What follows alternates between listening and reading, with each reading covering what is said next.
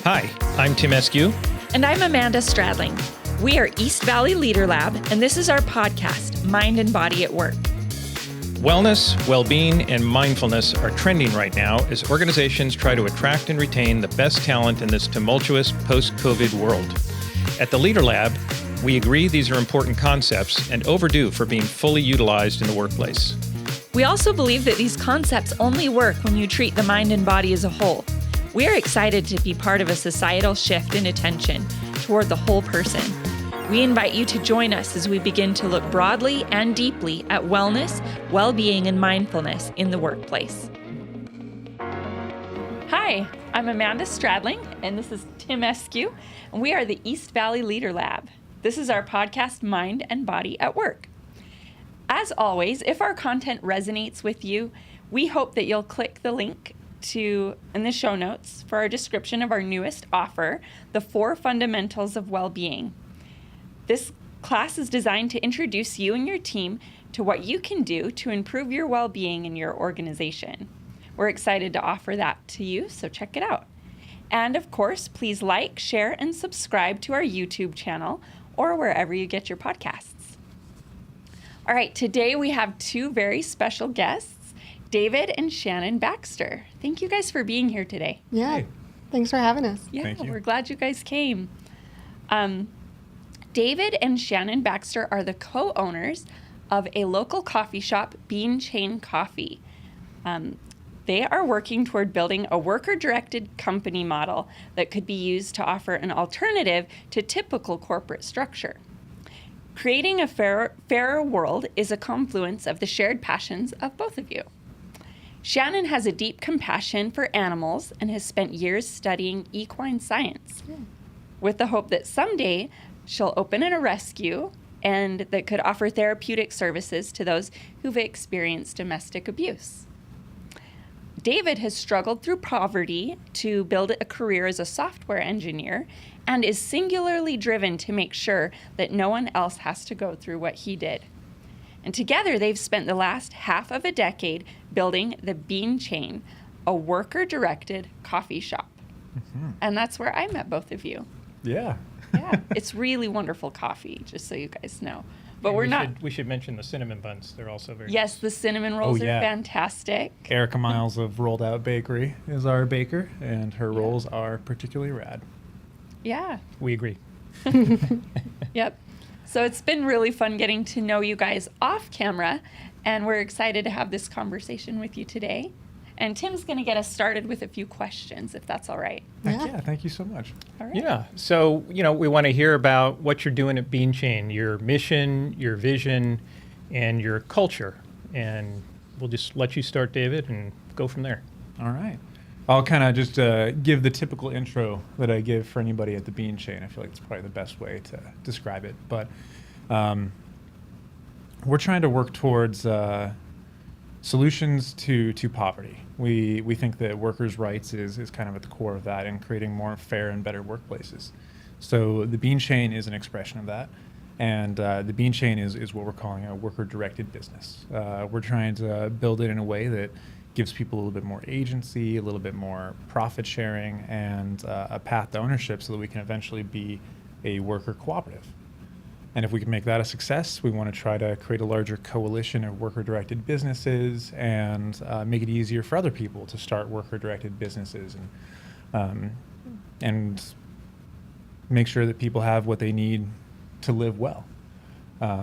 So as we move forward with the Beanchain and build more tools for worker direction, we can start building best practices and software and making things like that easier for other people to do, and then create this larger coalition, the Cooperate Network, as a vehicle for helping other business owners transition to those kinds of businesses and helping new people start those up. Very cool vision. For our listeners who maybe aren't familiar with worker-directed organizations, what are just some of the core principles? Well, actually, I chose the term worker-directed business because didn't really see that regularly used anywhere else, and Yeah. it felt like it kind of made sense to illustrate what we're trying to do.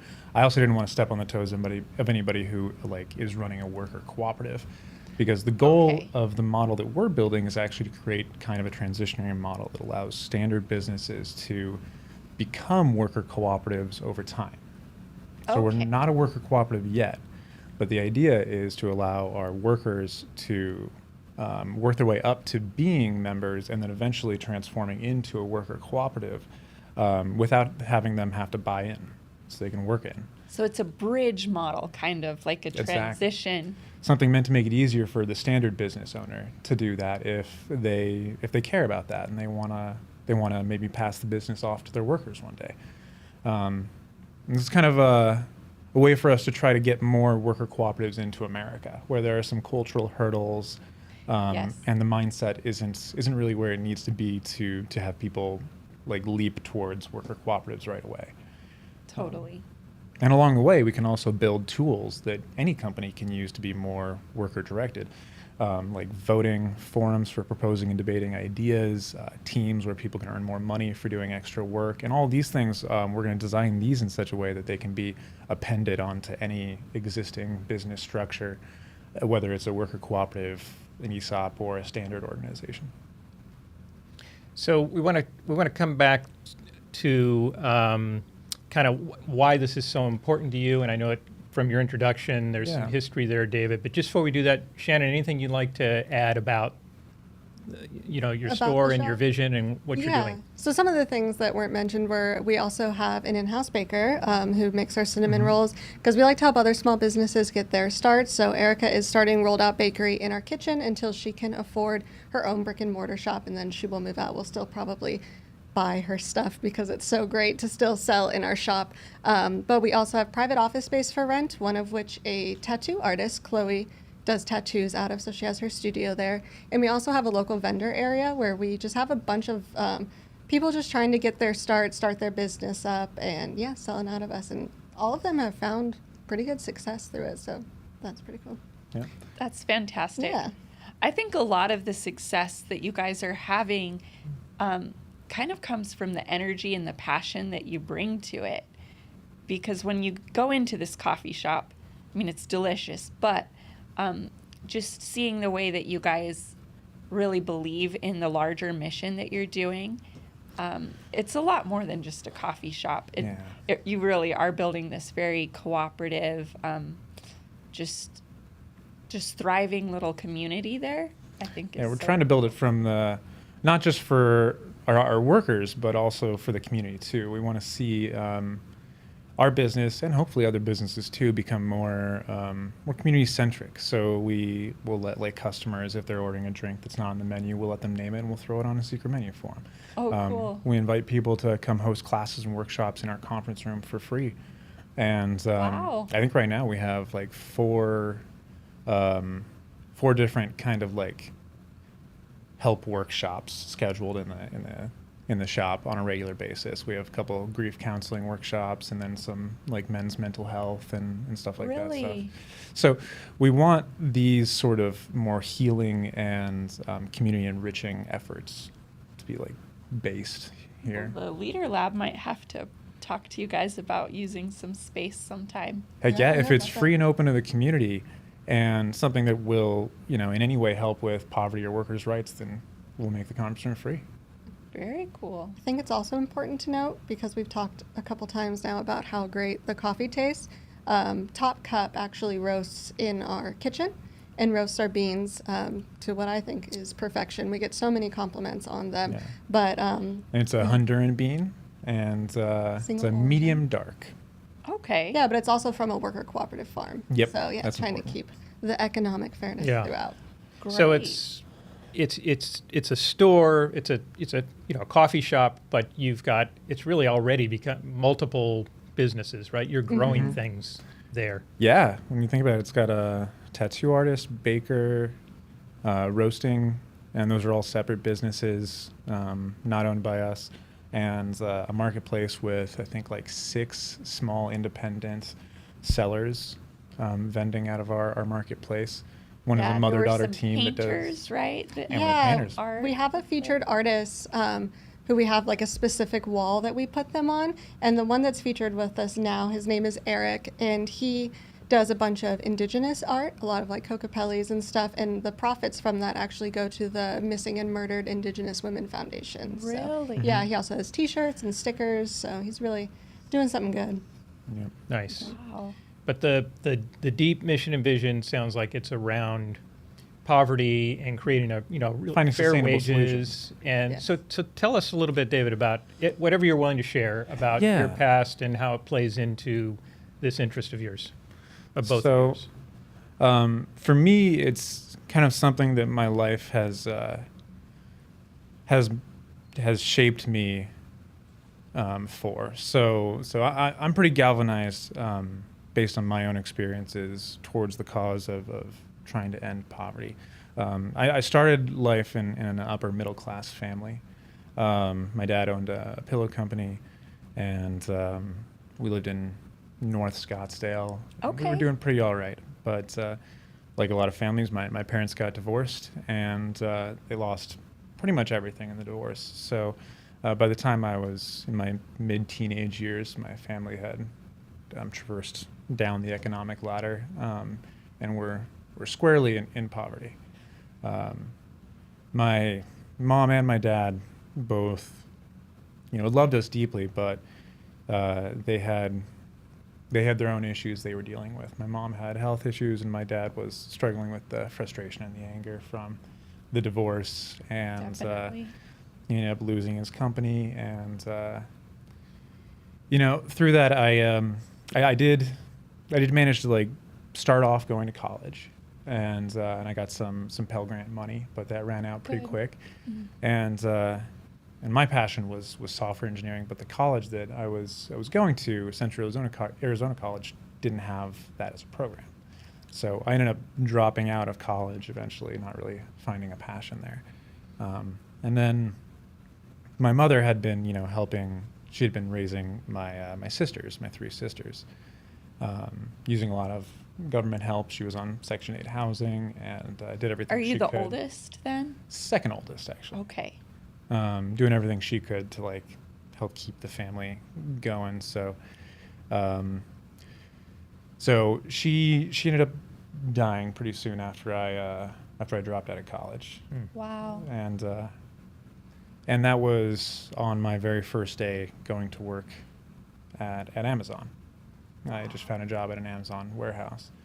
It was actually when I was going out to go to work that I found my mom. Oh my goodness.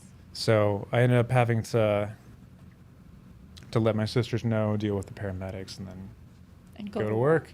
Really? And that was probably the worst job that I ever had, too. Amazon was, even without the way it started for me, it would have been an incredibly traumatizing experience. I was what they called a picker, and they would monitor your bathroom breaks if you were in there too long, which you inevitably were because they worked you so hard over a 12-hour shift that like your body was breaking. Like Yeah. would come home walking like an old man every day. I ended up quitting, and then getting after that I worked a lot of jobs. In my 20s I think I worked more jobs than most people work in their entire life. I was a barista, worked at gyms, I was a cab driver, I was like a hotel clerk, and I worked at a lot of call centers. Mhm. Eventually it started feeling like just a cycle. Like I was trapped. I didn't really know how to get out, and I was doing the math, and I couldn't really figure out like how I could ever like save up to actually get out of the situation I was in. So I ended up kind of trying to find something meaningful instead of like financially advantageous, since it didn't seem like I would ever get out of poverty. So I went and joined a conservation corps in Flagstaff. Just kind of left my life behind one day. I like decided on a Thursday, and then I applied and got hired by Friday, and was in Flagstaff that day.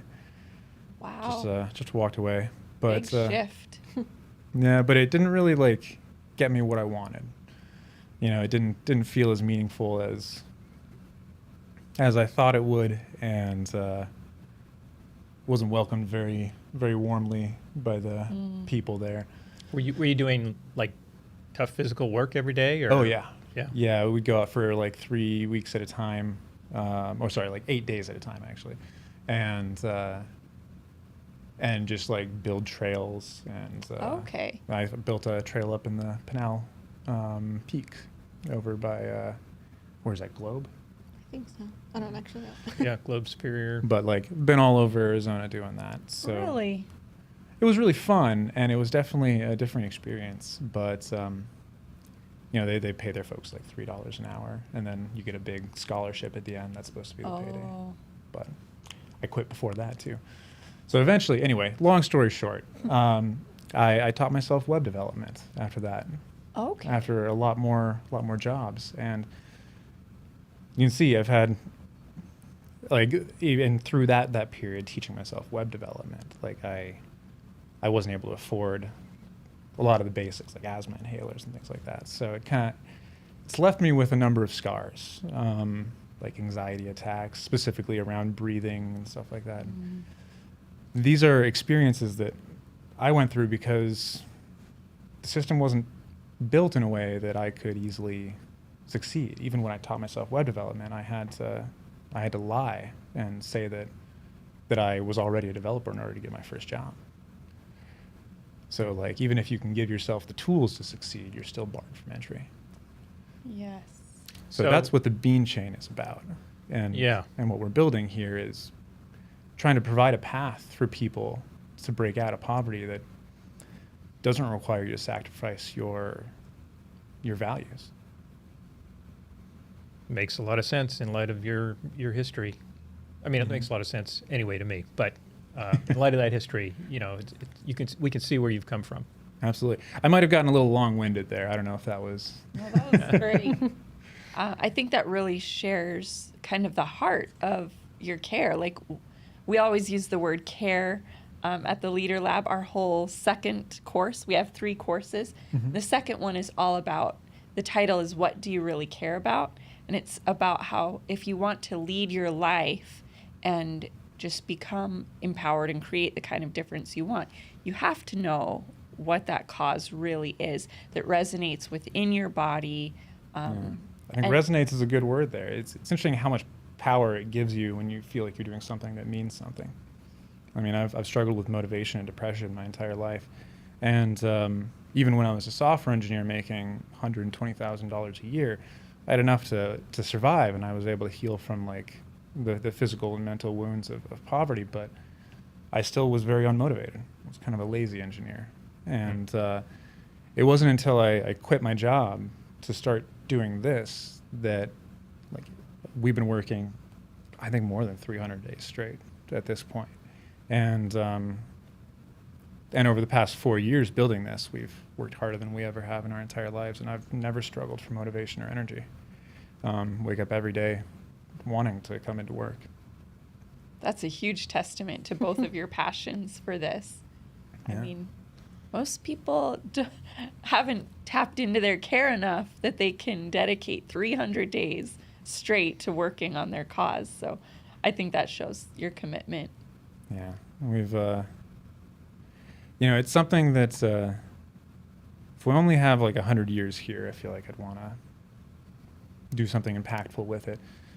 And what we're trying to do is design something that can be an enduring and sustainable solution to poverty that isn't reliant on the benevolence of some wealthy people or the goodwill of politicians that probably aren't going to care.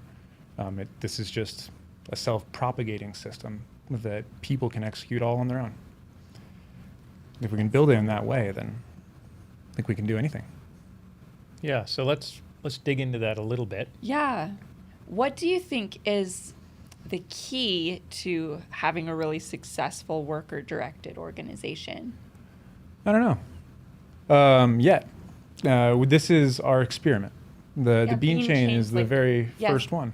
That's awesome. So we'll see. But we have a rough roadmap, and we know what the steps are. We know what we want to get to, and that's the Cooperate network. That's a a vehicle to help support and help create worker-directed businesses of any type, whether it's cooperatives, ESOPs, member cooperatives, or anything else that includes the elements and the core attributes of what a worker-directed business would be.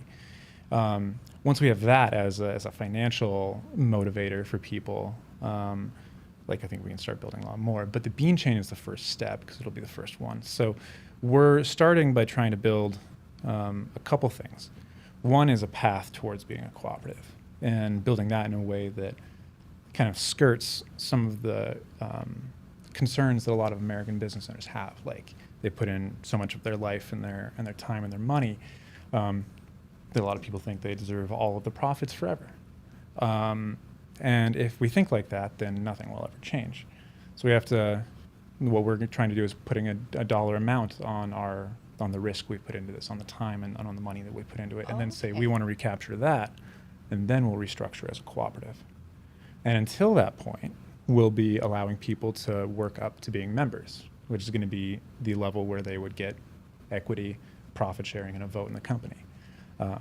And hopefully we'll have enough members at that point to become a full-on worker cooperative.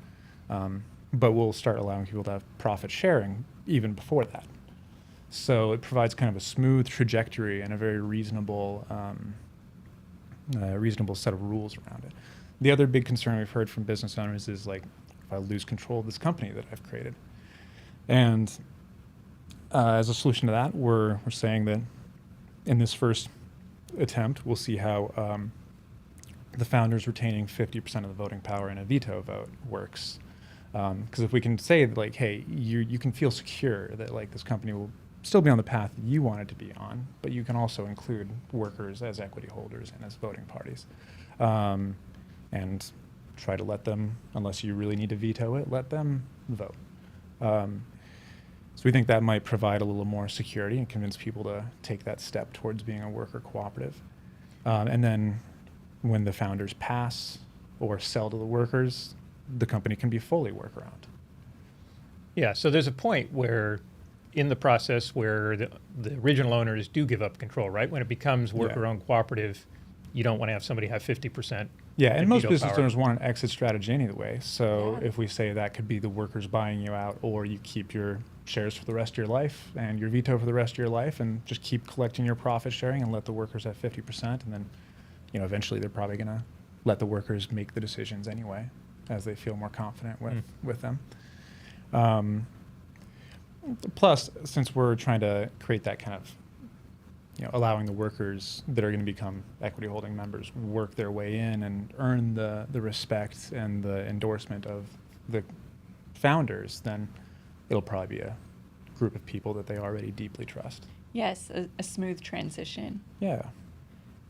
I think part of retaining the initial culture, kind of personality of the business is that longevity of the workers in before they're taking over completely. But I think a lot of it has to do with the conversations that the owner is having with the workers all along the way. Yeah. And I think conversations are an important part. And actually that's the other part. So I was talking about the systems and like the path and all that, and those are kind of the more technical details that we still have to experiment with and figure out the best practices for. But this all is based around the concept of democracy. And democracy requires good faith actors. It requires people that will be willing to trust somebody, expect that they have their best interest at heart, expect that they're going to give them the time and the space to explain a thought clearly and not like jump down their throat or leap to a negative conclusion. And then be willing to do that for the other person as well. And that's the hard part, is creating a two-way trust environment.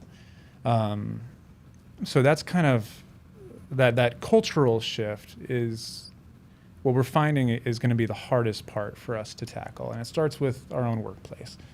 I mean, we've had stagnant wages since the 80s in America, where if you factor in inflation, wages of workers have not risen at all, while profits have gone through the roof. And this has been reflected in the way that people are treated in the workplace as well in every part of America. So given that, we've seen a cultural shift towards a very adversarial relationship between workers and owners in America. And that is something that we've had to come up against more than a few times already as we started building this, and kind of deprogramming that and helping people to think in a more trusting and a way that is more inclined to be curious and questioning and expect the best from people rather than, being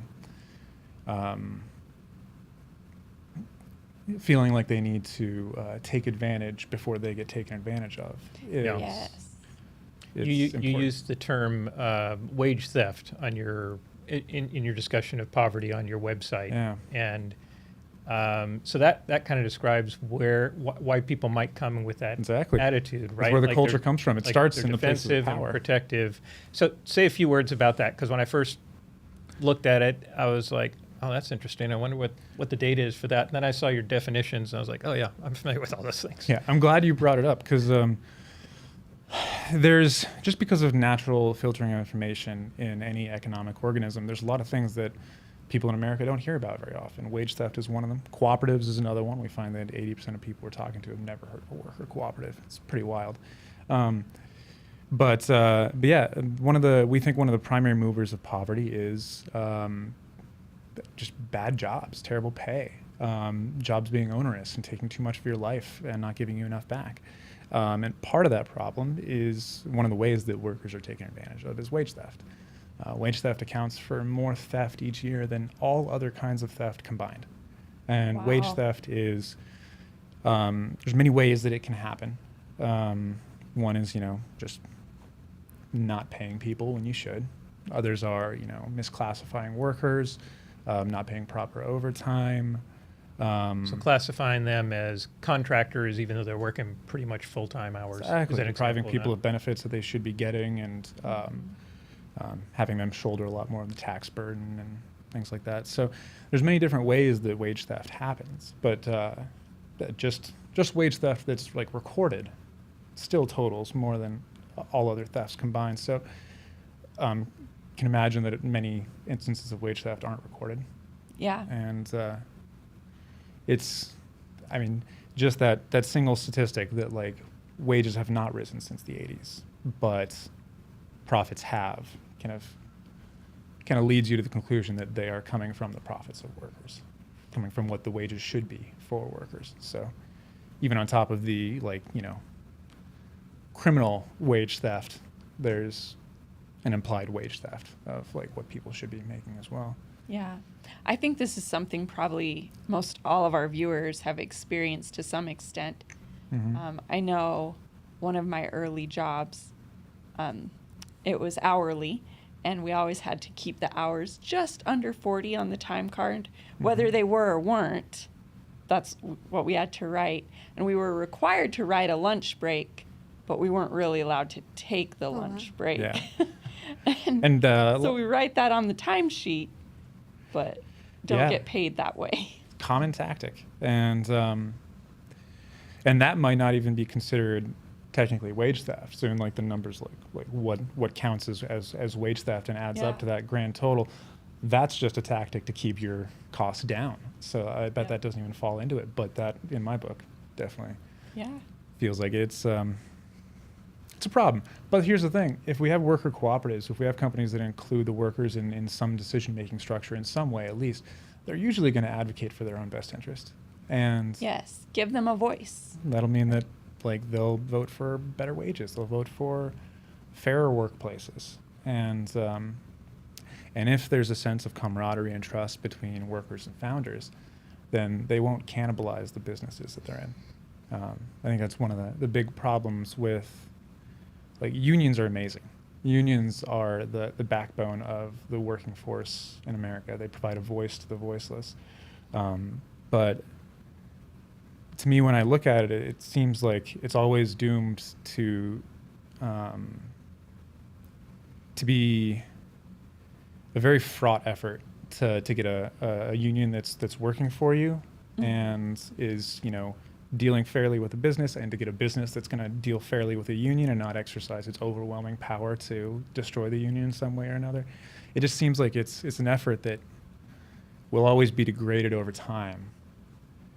But if we can build these structures into the companies themselves, while also making sure that we empower unions, I think that can take a huge step forward for us.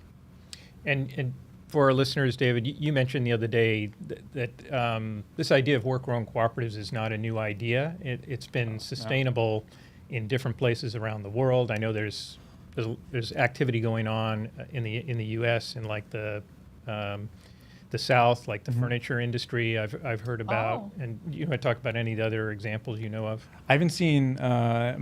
I see a lot of ESOPs in the United States. I know there's cooperatives here and there, and more popping up. I think this isn't something that's unique to what we're doing.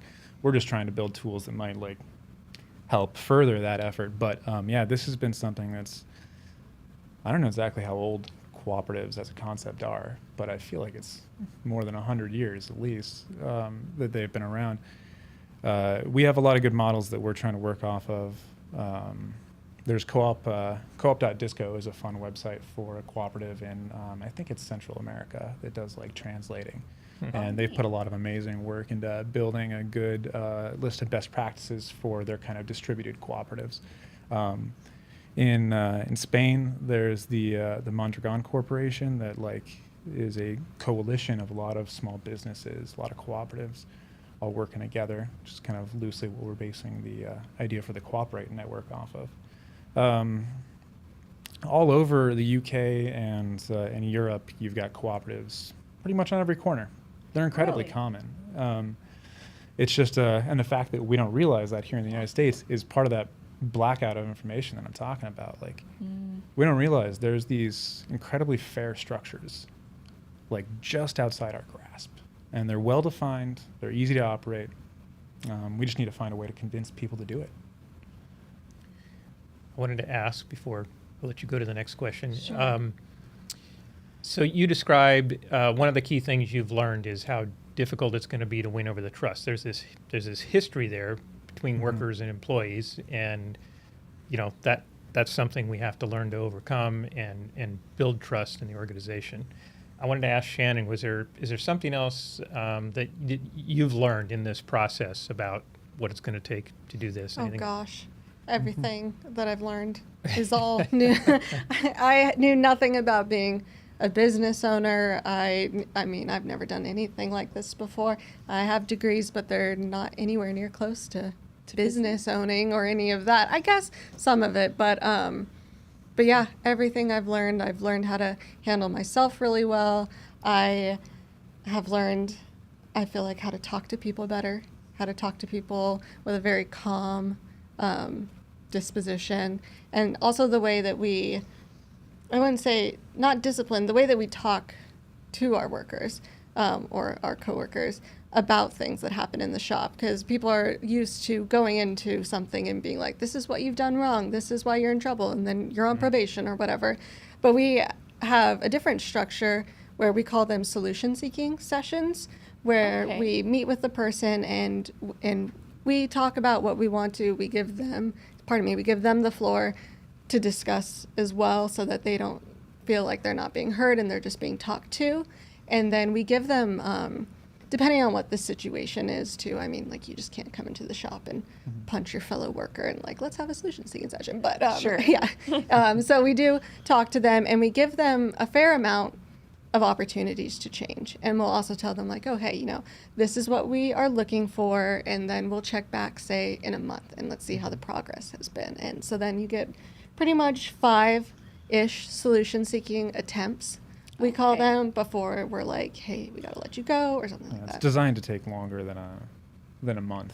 And allow for, I mean, if we can solve it after one session, coming up with a plan to like fix whatever the problem is, then that's great. But the 5 attempts is supposed to mean that, if someone's going through a hard time and it's just a moment in their life, then we can get past that. That's been a learning curve too for me, because I am also used to kind of the process of like I'm upset with this. Let's talk The about ruling this. with fear. Yeah, and so every industry that I've been in. So when I first got my pre-med degree, I worked as a scribe in the ER, which is like the lowest form in the ER, and you're pretty much told what to do, and if you do it wrong, you're yelled at. And then I was a ballerina for a long time, and a lot of like yelling and telling you what's what also in a that. high Correction. pressure situation. Yeah, and also working in equine is it's high pressure, and it's a lot of very curt letting you know what's going on, but it's a little different than a coffee shop because you can get hurt by a horse, and there's nothing really in the shop that you can get hurt by here. But yeah, so learning how to be more open and just talk to people calmly. That's what I've learned. Well, Nice. what I really love about your approach here is you do have specific actions with your solution seeking sessions, but you also have this kind of softer skill that's happening here, and it's the leadership that you're embodying and the calmness that you bring to the workplace. And I can feel that being around you, that you really, that is part of who you are, and the way you're showing up at work. Thank you. I think that's an important part of leadership. Yeah, I grew up in a very calm household. Yeah, my family was always like calm music. There was no yelling. It was Oh, just how very, lucky. Yeah, so I feel like we're always pretty calm in our house too. So except That's for our wonderful. dogs, they're not calm. And just the way you frame those conversations as seeking solutions, it frames it as a conversation, right? You're there to talk and listen and come up together with something that moves us forward. So it's, I'm familiar with those conversations, worked in corporate America for a number of years, and they're generally not framed that way, right? They're framed as course correction. Yeah, and it's kind of more from the perspective of the folks in charge. Yes. Instead of trying to bridge that gap. This is what you've done wrong, and I mean, it can be two-way, but there's just when you go into those meetings, it's like you know who's in charge, and it's not so much to learn more as it is to figure out how you're going to change. I think you're right to use the word framing for sure. Yeah. Because I think a huge hurdle here is overcoming the framing that we naturally want to put on these things. Yes. And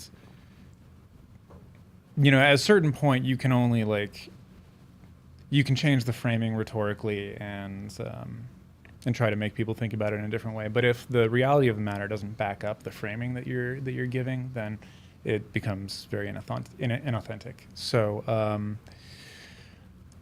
what we're hoping is that we can move quickly enough with this and build this and structure this in such a way that people see that they do have avenues to go down to get an idea out there and put into action, to be able to join the teams that we have. We have a marketing and a maintenance team, and people can pick up tasks and we define them. We use kind of a light agile scrum methodology to define tasks for people and then put a price tag on it, and they can do it and make some extra money for doing it. So fabulous. Instead of having extra effort be just tossed out there in the hopes that they might get a promotion, people can actually get a reward for that.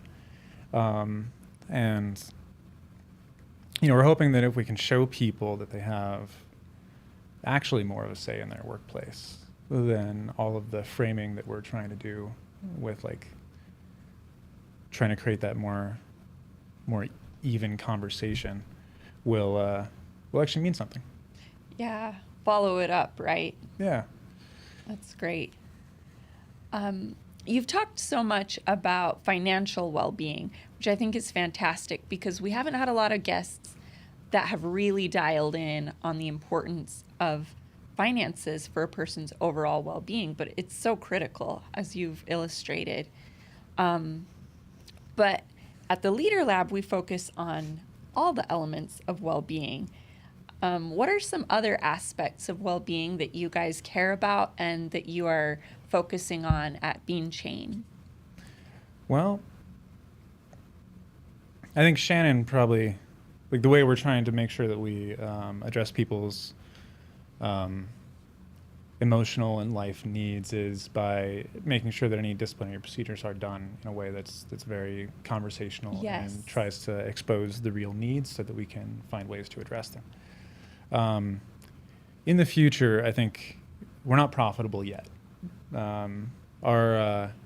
In our roadmap, we've developed some avenues for worker direction, but we still haven't gotten to what we would call a living wage yet. We want to get people to $21 an hour plus Great. tips, and we want to provide benefits. We want to provide a lot of great benefits for people that make sure that this is a very, very comfortable and healthy place to work.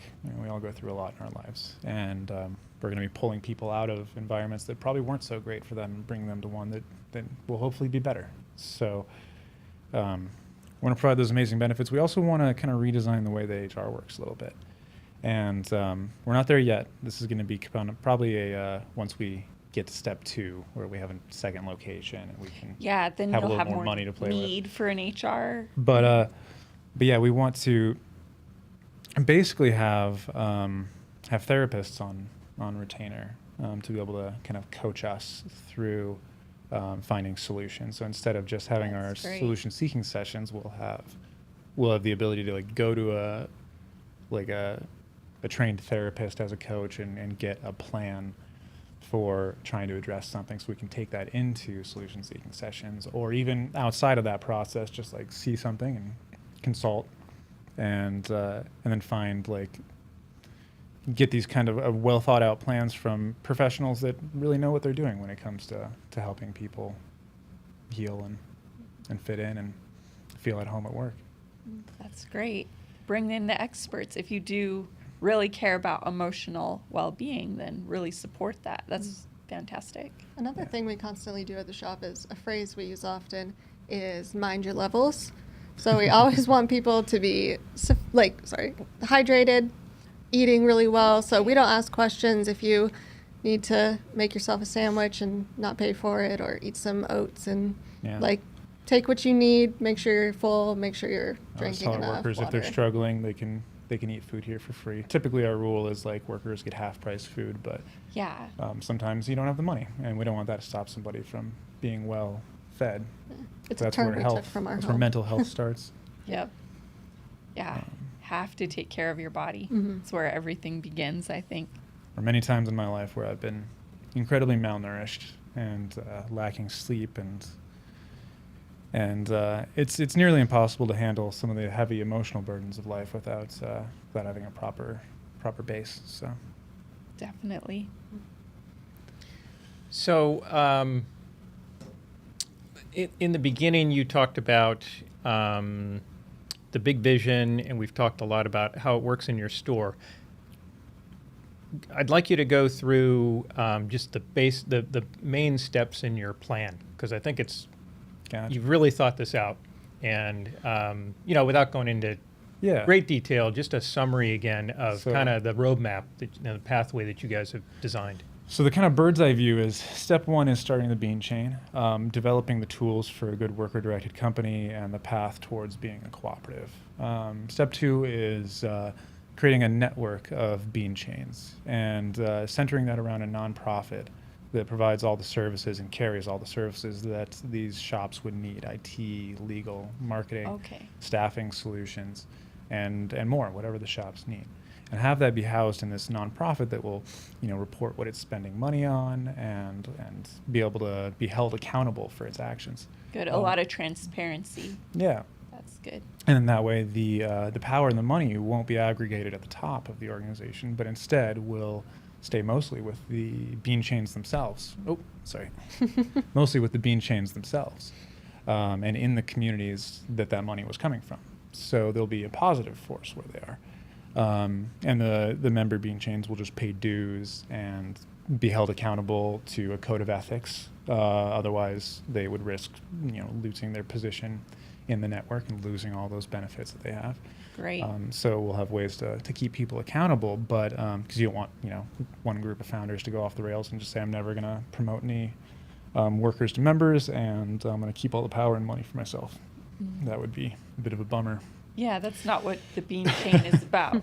So then once we figure that out, each of these levels, each of these steps in this plan, by the way, is kind of an experiment to figure out how to do this, because it's not quite been done like this that we can tell. So So once we get that Beanchain network figured out around that nonprofit as kind of an alternative to a Beanchain corporate model, we want to scale that up and then call it the Cooperate Network and have the Beanchain just be one member organization. So there can be like basically there's like the Beanchain and then the network of Beanchains, and then the Cooperate Network will be stage 3, where any organizations can come join us and become worker directed in some way, whether it's any of the myriad levels of kinds of organizations that include workers in the ownership structure, or members cooperatives, or discos, or anything. Even our own little worker directing model that we're going to build as like a bridge model to get there.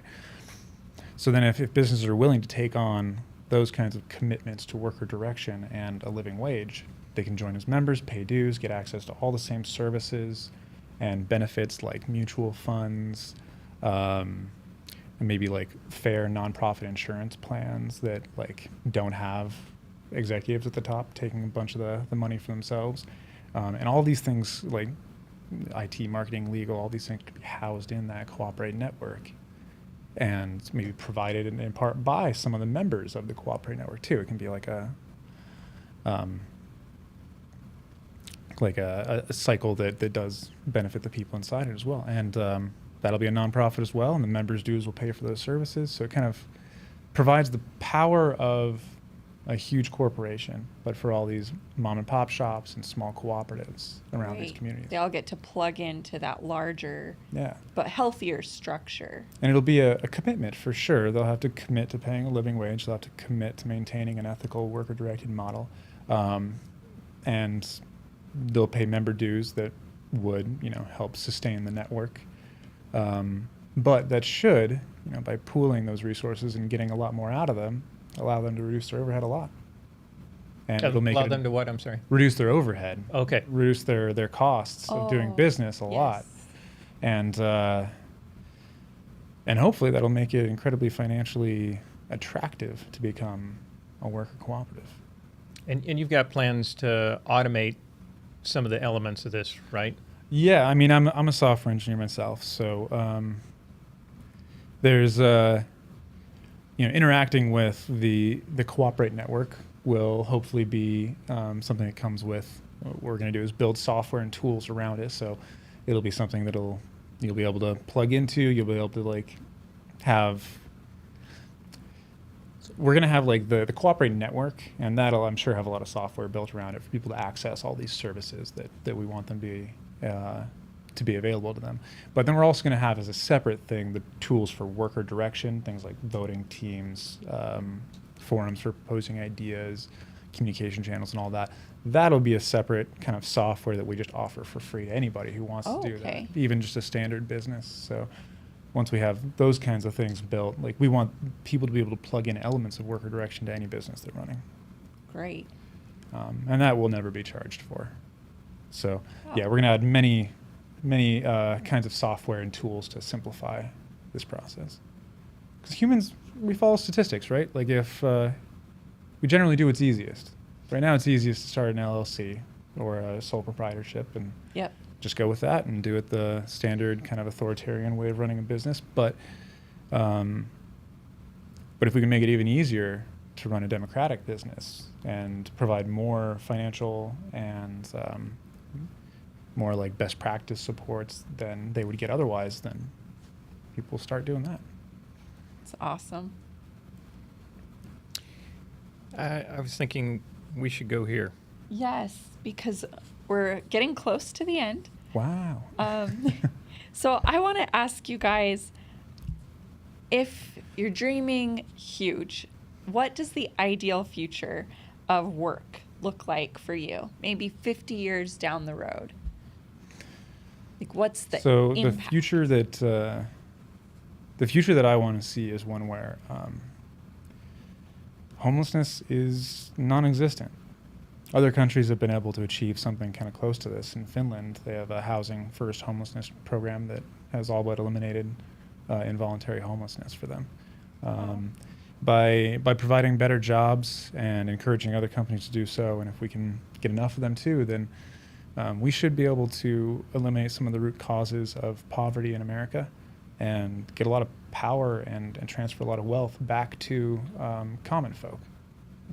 So I want to see a world where people can thrive on merit, and even those that may not have the ability to work can still survive and live great lives and be cared for by the community. We should have more compassion, and I think it starts with changing the way our economic culture.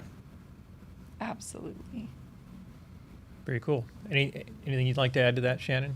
Yeah, and The long-term vision? Yeah, I guess mine would be, as you stated at the beginning, how my passion lies within helping animals. And Yes. I think a lot with humans having poverty, the animals suffer as well. I mean, if you Even can more. if you can only feed your child or your dog, you're most likely going to pick your child. And so a lot of animals are just being abandoned. Shelters are overran, and they just can't afford to keep up with it. And I think with helping solve homelessness for humans, it'll in turn help with animals as well. So, yeah. That's wonderful. I was hoping we would have the time to loop back around and talk to some of your passions as well. Yeah. Maybe we need a whole other episode sometime. Yeah. I mean, Yeah. I definitely come back. She's got a Yeah. business plan for the rescue. I do, yes. I got a rescue that I would love to name after a blind poodle that David and I met. We were trying to find, both of our dogs are rescues, and we were trying to find a friend for our first rescue because we knew that we were going to be gone the house a little bit more. He was a COVID dog, so he was used to being around us 24/7. So we wanted to get him a friend. And when we did, we found a blind poodle whose name was Greenway. And he, unfortunately, we couldn't take him because he needed so much care. It would have been like having a child. Momo wouldn't have had a friend. Yeah. So we did go with another dog. We went with the only dog in the shelter who didn't respond to us, and who looked like he needed the most help. So we Okay. got him. Now they're brothers. They're great. But we still think about Greenway a lot. So we'd like to start a rescue called Greenway. And Yeah. It's fantastic. Will that be worker directed? It'll probably be a non-profit, but yeah, probably. Yeah, we'll see. But I mean, everything I have to do now is worker directed. Shannon always jokes that I can do worker-directed businesses, but she's going to rule with an iron. Yeah. Yeah. Because I'm starting to plan a sandwich shop as a ghost kitchen out of Beanchain, and Oh, yeah, great. but that will be worker directed as well.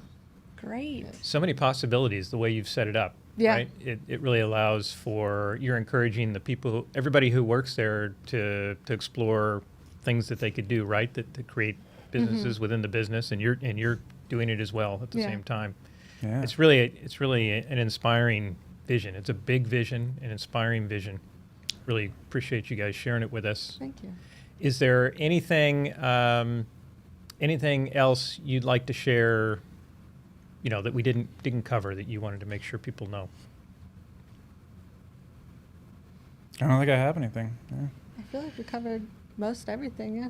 Great. Okay. How about if people want to find Beanchain, where should they go? Should they look online? Should they just come to Yeah. the store? Absolutely. How do they find you? So our store is on the northeast corner of Alma School and Southern in Mesa, Arizona, and our website is beanchain.coffee. That's BCHAIN.coffee. And reach out anytime. We usually respond pretty quick. We also have all And- forms of social media. Great. Instagram, Facebook. We're trying to get more active on TikTok, but it's hard with being as busy as we are. But we actually do have somebody who we just hired who used to do social media for my sister's closet in Scottsdale. Oh, yes, I've heard of that. Yeah, so she's really kind of helping us get on track with that, and so we're She's starting to good. get more TikTok. She is really good. Yeah. Fabulous. Yeah. We'll share a lot of this in the show notes. We'll have your website up there for our listeners. Okay. Heck Cool. yeah. Yeah. Other resources that you want to include? Well, there's that disco.coop. I definitely learned a lot about that, a lot about cooperatives through that.